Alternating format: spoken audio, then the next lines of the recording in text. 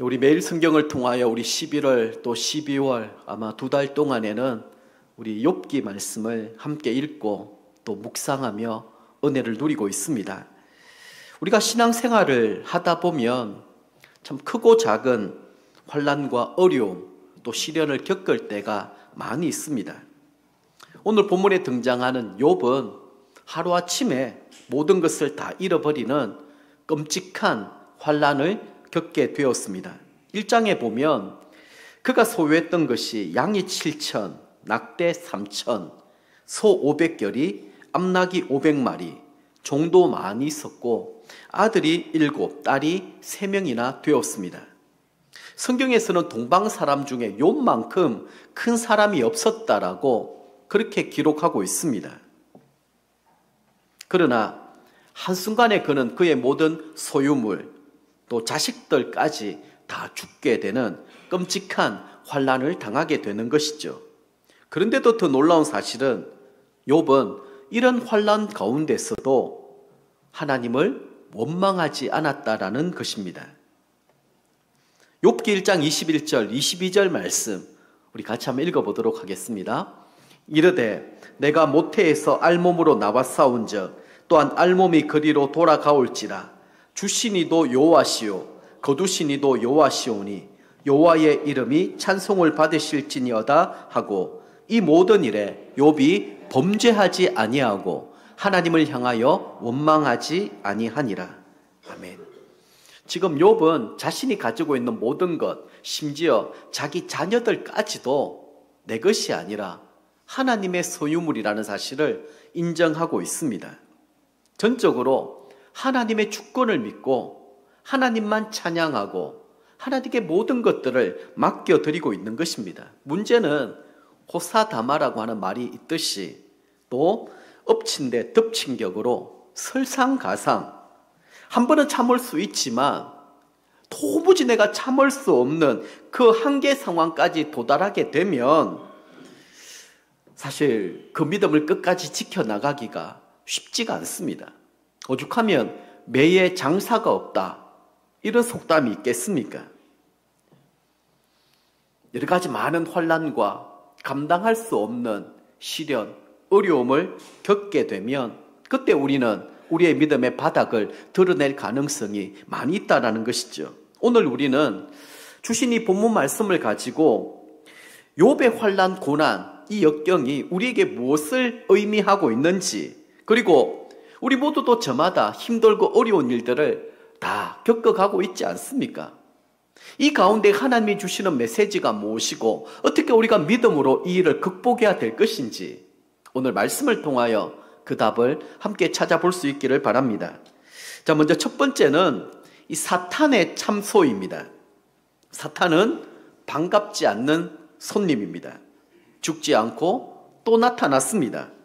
사탄이라고 하는 이름 자체가 참소하는 자, 중상모략하는 자 이런 의미가 담겨 있습니다. 거짓말하는 자이고 또 이간질하는 세력입니다. 사탄이 하나님 앞에 나와서 하나님과 욥과의 관계를 참소하며 이간질시키고 있는 것입니다. 4절 말씀 한번 볼까요? 사탄이 여호와께 대답하여 이르되 가죽으로 가죽을 바꾸오니 사람이 그의 모든 소유물로 자기의 생명을 바꾸올지라. 자, 가죽으로 가죽을 바꾼다 이 말은 똑같은 것으로 똑같은 것을 바꾼다라는 의미입니다. 등가 교환의 법칙이라고 말할 수 있겠죠. 예를 들어서 이 쌀 한 대를 보리 2말과 바꾸는 것입니다. 소 한 마리를 염소 10마리와 바꾸는 것이고요. 자, 사탄은 이런 예를 들면서 사람이 자기 생명을 위해서는 자신의 모든 소유물을 다 내어놓을 수 있지 않겠냐. 하나님께서 아직 그의 몸을 치지 않으셨기 때문에 원망하고 불평하지 않는 것이다. 이렇게 지금 참소하고 있는 것입니다. 사탄은 참으로 교활하고 간사합니다. 그가 이전에 하나님 앞에서 한 말은 이랬습니다. 욥기 1장 11절 말씀 한번 보십시오. 이제 주의 손을 펴서 그의 모든 소유물을 치소서. 그리하시면 틀림없이 주를 향하여 욕하지 않겠나이까. 분명히 이렇게 말했습니다. 이 말에 대한 어떤 변명이나 뉘우침도 없이 또다시 말을 바꾸고 있습니다. 새로운 거짓말을 아주 능청스럽게 잘 하고 있습니다. 이것이 사탄의 속성이고 특징입니다. 예전에 혹시 기억나실는지 모르겠습니다. 1992년 10월 28일을 여러분 한번 기억하십니까?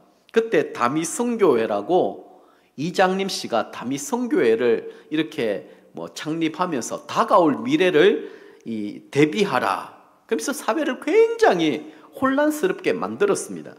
아니, 예수님이 재림하시는 그 날이 1992년 10월 28일 날 오신다라는 거예요. 제가 대학교 2학년 때였는데 9시 뉴스에까지 나올 정도로 정말 난리도 아니었습니다. 근데 그날 예수님께서 재림하셨을까요? 재림하지 않았습니다. 근데 아주 능청스럽게 또 이렇게 거짓말을 하는 거예요. 예수님께서 구름 타고 이렇게 딱 오시려고 했더니 너무나도 준비가 되어 있지 않다라는 것입니다.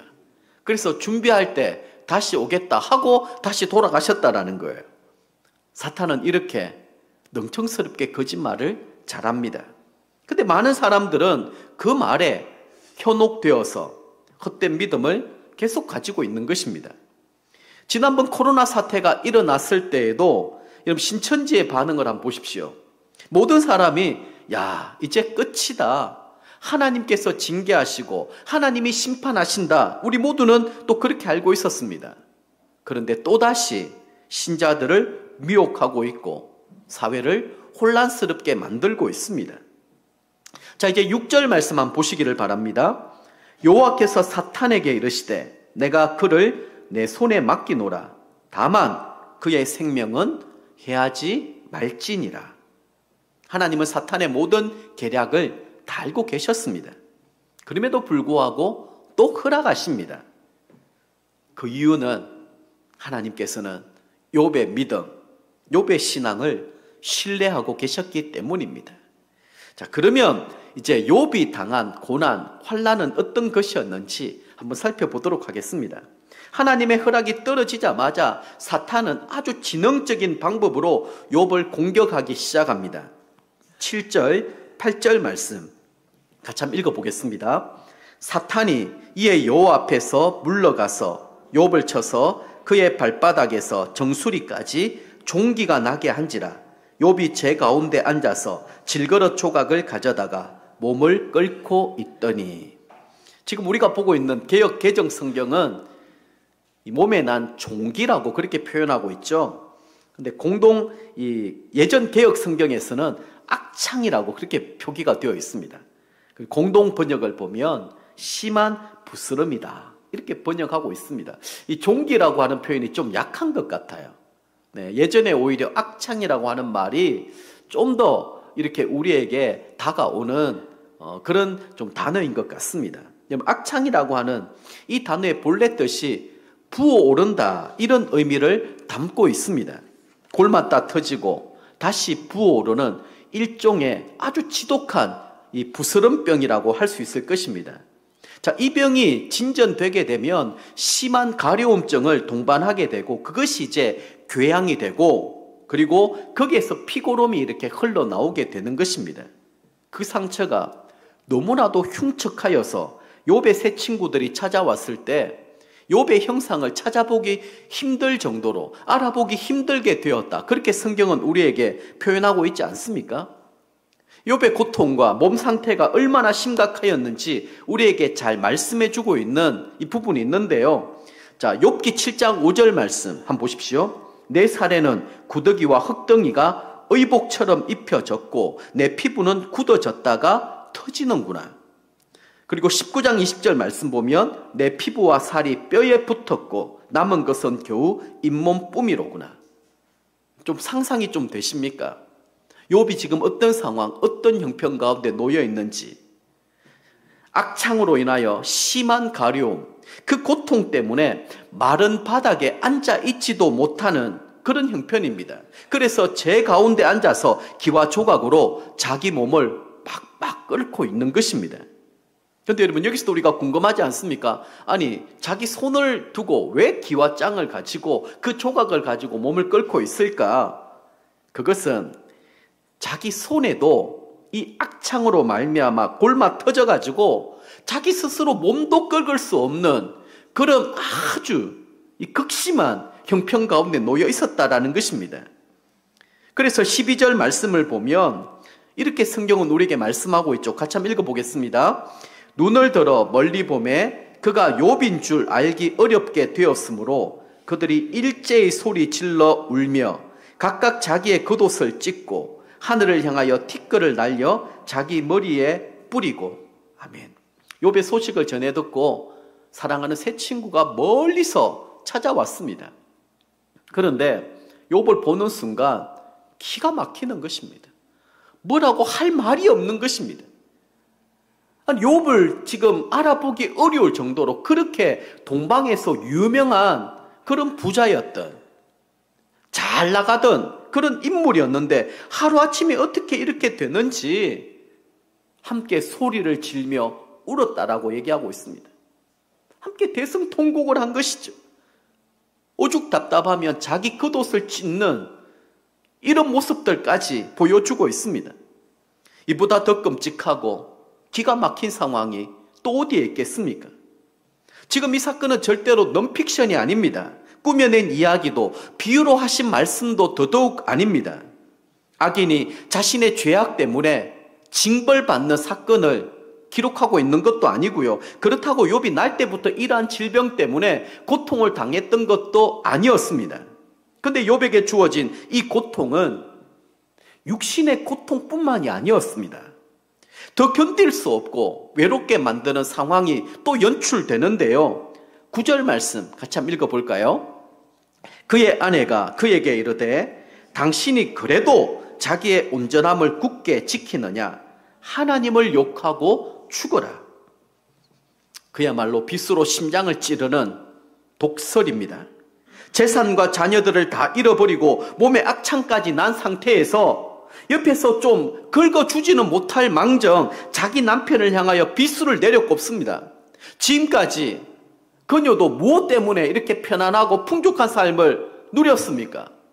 하루아침에 사랑하는 아내마저도 돌변해 버리는 것입니다.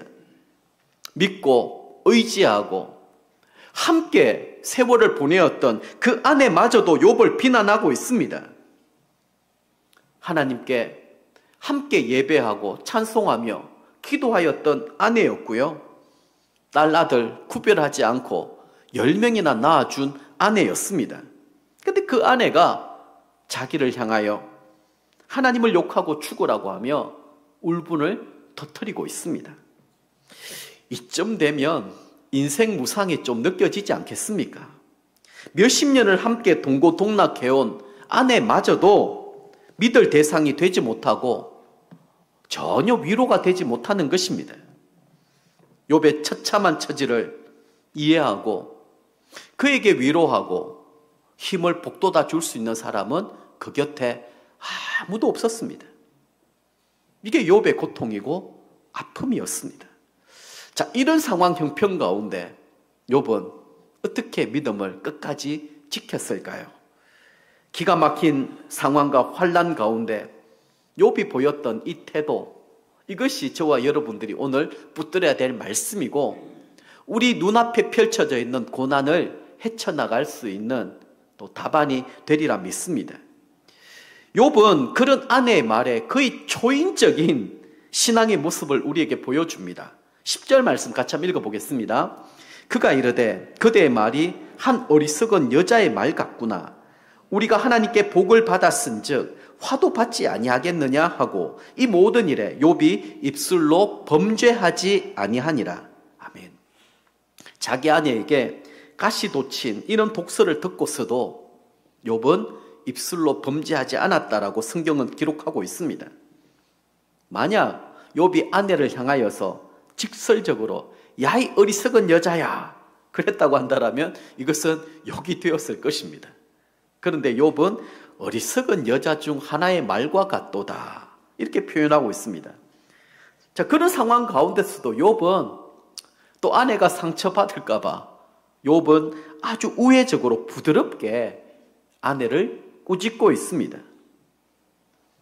욥이 이렇게 할 수 있었던 이유는 지금 자신이 당하고 있는 이 재앙조차도 하나님이 하시는 일들 중에 하나라는 것입니다. 그래서 그 사실을 어쨌든 인정하고 받아들이고 있는 성숙한 모습입니다. 하나님은 우리에게 복을 주실 수도 있지만 재앙을 내릴 수도 있는 분이시라고 하는 사실입니다. 그래서 10절에 이렇게 말씀하고 있죠. 우리가 하나님께 복을 받았은즉 화도 받지 아니하겠느냐.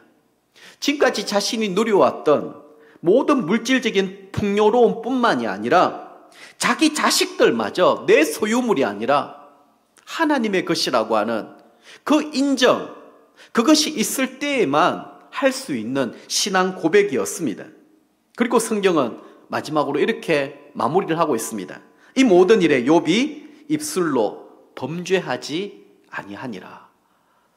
정말 멋지지 않습니까? 어떻게 이런 신앙을, 이런 믿음을 소유할 수 있을까요? 그러니까 하나님께서 사탄에게조차 네가 이 땅을 두루 다니며 한번 주목하여 살펴보아라. 욥같이 순전하고 하나님을 경외하고 악에서 떠난 그런 사람이 없다라고 하나님은 당당하게 욥을 자랑하고 욥을 칭찬하셨던 것입니다.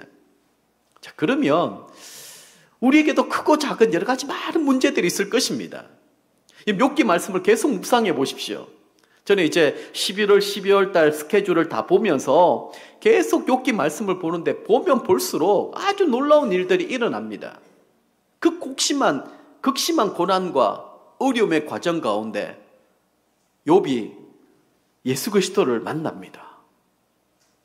그의 대속자가 누구인지를 깨닫게 되는 거예요. 욥에서 여러분 예수 그리스도가 발견된다라니까요.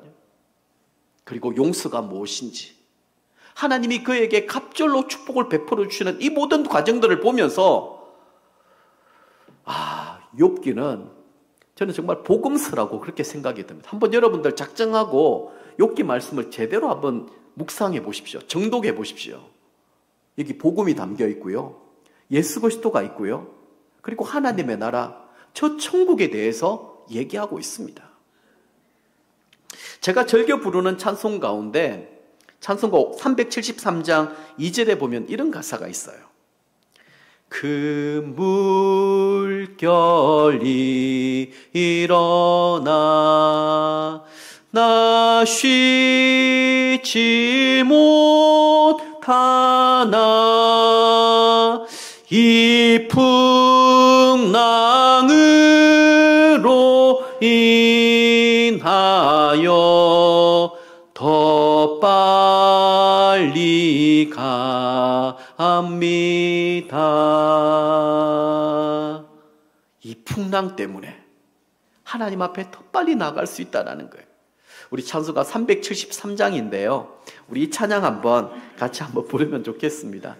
우리 믿음의 선배들이 참 예전에 이 찬양을 참 많이 불렀고 저도 이 찬양을 들으면서 이렇게 자라왔던 그런 기억들이 많이 있습니다. 가사를 깊이 생각하면서 우리 찬양 한번 드리도록 하겠습니다.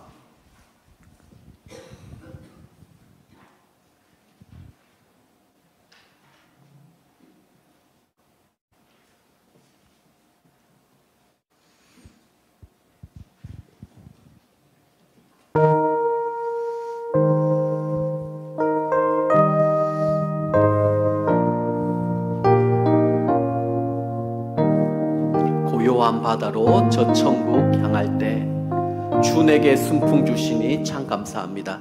고요한 바다로 저 천국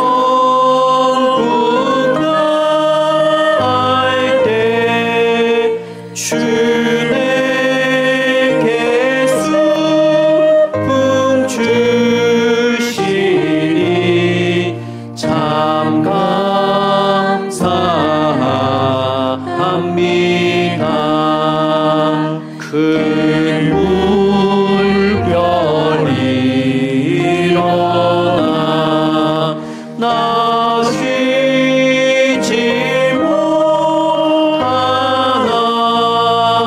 이 풍랑으로 인하여 더 빨리 갑니다. 내 걱정을 의심을 쉬 없게 하시고 내 주여 얻은 영혼을 곧 밝게 하소서. 이 세상 오락한 주 뜻을 못 받고 내 몸이 의지 없을 때 큰 믿음 주소서.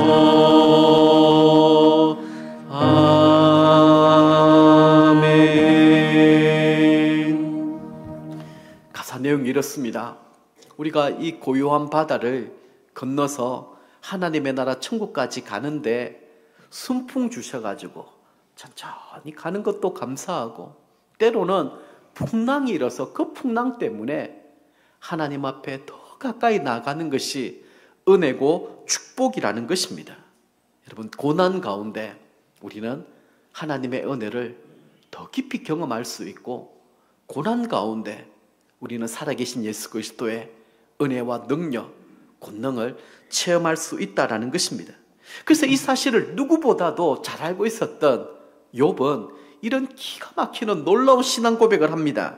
23장 10절 말씀입니다. 우리 같이 한번 읽어볼까요? 그러나 내가 가는 길을 그가 아시나니 그가 나를 단련하신 후에는 내가 순금같이 되어 나오리라. 아멘. 우리는 미래의 일을 잘 모릅니다. 앞으로 어떻게 될지 아무도 모릅니다. 지금 내가 순탄하고 잘 된다고 해서 앞으로도 잘 될 것 같습니까? 그것도 아니거든요. 언제 어떻게 될지 모릅니다. 지금 내가 정말 힘들고 어려운 과정을 겪고 간다고 해서 나의 미래가 불확실하고 실패고 좌절이고 절망이고 그런 것일까요? 그것도 아닙니다.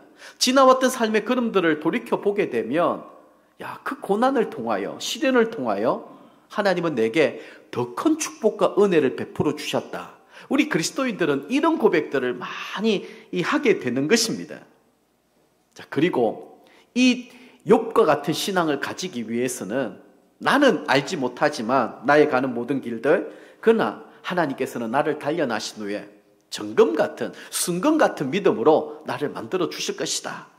이 고백을 하려고 하면 전제되는 것이 있습니다. 그게 바로 오늘 우리가 또 주목해서 살펴봐야 될 대목이기도 한데요. 욥이 우리에게 보여주는 이 신앙은 자신이 꼭 하나님으로부터 복받기 위한 신앙은 아니었다라는 것입니다. 오래전부터 우리 민족의 이 의식 가운데에는 기복신앙이라는 게 있지 않습니까? 이 당시 욥이 살았던 그 시대만 하더라도 우상문화, 이방 문화들이 얼마나 산적했습니까? 그 모든 것들이 기복신앙이었거든요. 내가 이렇게 제단을 쌓아서 이 제사를 드리니까 내게 복을 달라라는 것 아니겠습니까? 화를 좀 막아달라, 그런 말들이지 않겠습니까? 그런데 욥의 신앙 고백은 주신 자도 여호와시요 취하신 자도 여호와십니다. 하나님이 내게 복을 주셨다고 한다면 내게 재앙도 주실 수 있습니다. 그러나 내가 가는 길을 나는 알지 못하지만 분명한 사실은 이 모든 시련 이후에 나를 정금 같은, 순금 같은 믿음의 사람으로 세워줄 것입니다. 그 믿음 바라보면서 인내하고 견디고 버티고 그렇게 살아왔던 거예요. 그래서 우리도 좀 더 성숙한 신앙인이 되려고 하려면 욥의 신앙 고백처럼 우리가 하나님께 복을 받았은즉 화도 받지 아니하겠느냐, 이 고백이 우리에게 필요합니다. 그래야 우리는 일희일비하지 않습니다. 잘 되면 내가 잘해서 하나님 축복해서 막 자랑하러 다니고, 또 안 되면 하나님이 나를 미워하고 나를 징계하셔가지고 심판하셨다고 이 사람 저 사람 붙들고 원망하고 불평하고 그렇게 봐야 아무런 소용이 없는 것입니다. 다시 말해서 복이 우리 신앙의 절대적인 기준이 되면 안 된다라고 하는 말씀입니다.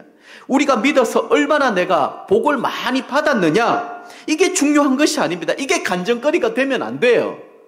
정말 중요한 것은 내가 이 세상을 살아가는 동안에 그럼에도 불구하고 역경과 이 고난 가운데 어떻게 내가 믿음으로 버텨내고 견뎌내고 이겨냈느냐, 이게 우리 신앙 간증이 되어야 되는 것입니다. 이게 살아계신 하나님을 증거하는 일입니다. 말씀을 맺도록 하겠습니다.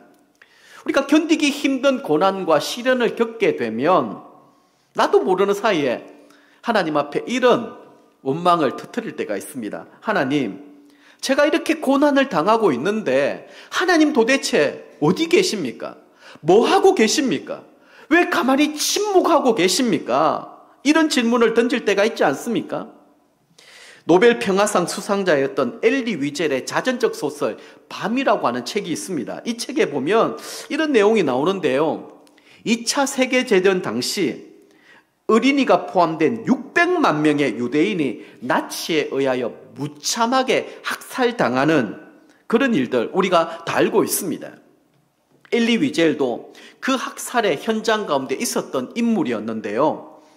그가 아우슈비츠 수용소에서 여러 가지 많은 공포를 경험했다고 합니다. 그 중에서 결코 잊을 수 없는 고통의 순간을 그가 이렇게 기술하였는데요. 자, 어느 날 네덜란드 사람의 탈출 업무가 있었고 이에 나치는 동조하였던 유대인 2명과 그 사람의 시종이었던 피펠이라고 하는 이 어린 소년을 심하게 고문하였답니다. 그리고 나서 이들을 교수대에 매달았던 것이죠. 많은 사람들이 보는 앞에서 2명의 유대인은 쉽게 숨이 끊어졌습니다. 하지만 상대적으로 몸무게가 가벼웠던 그 소년은 쉽사리 숨이 끊어지지가 않는 거예요. 소년은 고통스럽게 오랫동안 교수대에 매달려 있었습니다. 그 처참한 광경을 보고 많은 사람들이 경악하며 가슴을 치며 함께 아파하였습니다. 엘리 위젤 귀에서 이런 소리가 들렸던 것이죠. 하나님, 하나님 어디 계신가요? 도대체 어디에 계시는 것인가요? 소년을 매단 밧줄은 여전히 흔들리고 있었고요. 극심한 가운데 죽어가는 이 소년을 바라보면서 엘리 위젤은 자신의 속 깊은 곳에서 이런 응답의 소리를 들었다라는 거예요. 하나님이 어디 계시느냐고? 하나님은 여기에 계신다. 지금 저 교수대에 매달려 있다. 사랑의 속성은 아픔을 공유하는 것입니다. 하나님은 고통의 구경꾼이 아니라 우리의 고통과 함께 하시는 분이십니다. 하나님은 당신의 사랑하는 백성들을 멀리서 무심코 바라보는 메마른 신이 아니라 자녀가 아프면 자신은 득가슴을 치며 아파하는 우리의 어머니입니다. 그런 부모와 같습니다. 우리의 모든 죄를 짊어지시고 십자가에 달리신 예수님은 고통 가운데 이렇게 울부짖으셨습니다. 나의 하나님, 나의 하나님, 어찌하여 나를 버리셨나이까? 십자가에 달리셨던 그 예수님의 눈물이 곧 하나님 아버지의 눈물이었습니다. 때때로 우리는 다른 사람들은 아무런 근심, 걱정, 염려 없이 다들 편하게 잘 살고 있는데 왜 하필 내게, 어찌하여 내게 이런 고난과 시련을 하나님 주십니까? 이런 마음이 들 때에는 걷잡을 수 없는 낙심 그리고 절망의 구렁텅이로 빠져들어가게 됩니다. 냉소주의에 빠지게 되고요. 삶의 모든 문제를 비관적으로 그리고 부정적인 시각으로 자꾸만 바라보게 됩니다. 그럴수록 우리는 예수님의 십자가를 바라보고 그 십자가를 묵상할 수 있어야 합니다. 예수님이 무엇 때문에 무슨 죄가 있어서 저 저주의 십자가를 지고 골고다 언덕길을 오르시고 골고다에서 십자가에 못 박혀 처절하게 비참하게 죽어가셨을까? 한번 잠잠히 생각해 보시기 바랍니다. 억울하기로 따지자면 예수님만큼 억울한 분은 이 세상에 없습니다. 하나님 되시는 그분이 낮고 낮은 이 세상에 인간의 몸을 입고 모든 고난과 시련, 결국에는 십자가의 속량, 그 은혜로 저와 여러분들을 죄와 사망에서 구원해 주셨을 뿐만 아니라 하나님 자녀 삼아 주셨다라고 하는 사실입니다. 예수님의 순종과 헌신이 있었기 때문에 저와 여러분들이 지금 이 은혜의 자리에 나와서 하나님을 예배하고 하나님을 경험할 수 있는 것입니다. 예레미야 선지자는 이러한 하나님의 아픔을 누구보다도 깊이 헤아렸던 선지자였습니다. 자, 예레미야 31장 20절 말씀 같이 한번 읽어보도록 하겠습니다. 에브라임은 나의 사랑하는 아들, 기뻐하는 자식이 아니냐. 내가 그를 책망하여 말할 때마다 깊이 생각하노라. 그러므로 그를 위하여 내 창자가 덜거르니 내가 반드시 그를 불쌍히 여기리라. 여호와의 말씀이니라. 아멘. 하나님은 창자가 끊어질 듯한 아픔을 말씀하고 있습니다. 여러분, 창자가 끊어질 듯한 이 아픔, 이 절규, 이 고통 좀 헤아리실 수 있을 것 같습니까? 하나님의 자녀가 범한 그 죄악 자체가 하나님의 아픔이고, 그 죄악 때문에 징계할 수밖에 없는, 책망하는 것, 그 또한 하나님의 아픔이라는 것입니다. 사랑하는 자녀가 어떤 방법으로든지 아파할 때 우리 주님도 함께 아파하십니다. 우리가 고난받을 때 하나님은 어디 계시는가? 여기에 대한 질문에 주님은 이렇게 우리에게 말씀하십니다. 우리의 죄를 짊어진 바로 저 십자가 위에, 어린아이가 매달려 있는 저 교수대 위에, 폭탄이 내려앉은 그 건물 안에, 우리가 고통 가운데 끙끙 앓는 그 침상 가운데 우리 하나님은 함께 아파하시고 함께 울어주고 계시는 분이십니다. 우리의 아픔을 진심으로 공감하시며 위로하시고 치유하시며 회복시켜 주시는 분이심을 믿으시기 바랍니다. 우리 모두 우리에게 주어져 있는 이 고난, 내가 감당할 수 없는 상황이라 할지라도 믿음으로 예수 그리스도의 십자가를 바라보고 함께 이겨내고 함께 견뎌내고, 그러므로 말미암아 모든 것을 합력하여 선을 이루어 주시고 순금 같은 믿음으로 우리를 빚어가시고 만들어가시는 놀라운 하나님의 은혜를 함께 체험할 수 있기를 주님의 이름으로 간절히 축복합니다.